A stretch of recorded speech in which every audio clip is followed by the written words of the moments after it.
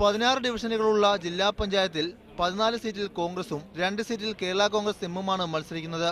14 സീറ്റുകളിൽ 10ഇടത്ത് എ ഗ്രൂപ്പും 4ഇടത്ത് ഐ ഗ്രൂപ്പും മത്സരിക്കാനാണ് DCC നിർദ്ദേശിച്ചത്. എന്നാൽ ഇത് ഐ വിഭാഗം എതിർത്തു. 5 സീറ്റ് വേണമെന്ന നിലപാടിൽ ഇവർ ഉറച്ചുനിന്നതോടെയാണ് KPCC നിർദ്ദേശപ്രകാരം എല്ലാ സീറ്റിലും നാമനിർദ്ദേശ പത്രിക നൽകാൻ തീരുമാനിച്ചത്.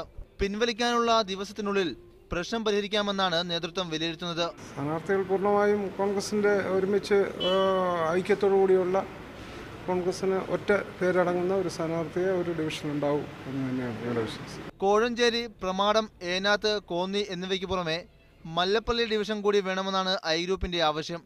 നിരവധി ചർച്ചകൾ നടന്നെങ്കിലും ഇത് അംഗീകരിക്കാൻ എ ഗ്രൂപ്പ് തയ്യാറായില്ല. ഇതിൽ പ്രതിഷേധിച്ച് മന്ത്രി അടൂർ പ്രകാശ് അടക്കമുള്ളവർ DCC യോഗത്തിൽ നിന്നും ഇറങ്ങിപ്പോവുകയും ചെയ്തിരുന്നു. യൂത്ത് കോൺഗ്രസുകാരുടെ പ്രശ്നം പരിഹരിച്ചെങ്കിലും ഗ്രൂപ്പ് തർക്കം മുറുകിയത് ജില്ലയിൽ UDF തലവേദന ഉണ്ടാക്കിയിട്ടുണ്ട്. മീഡിയ 1 പത്തനംതിട്ട.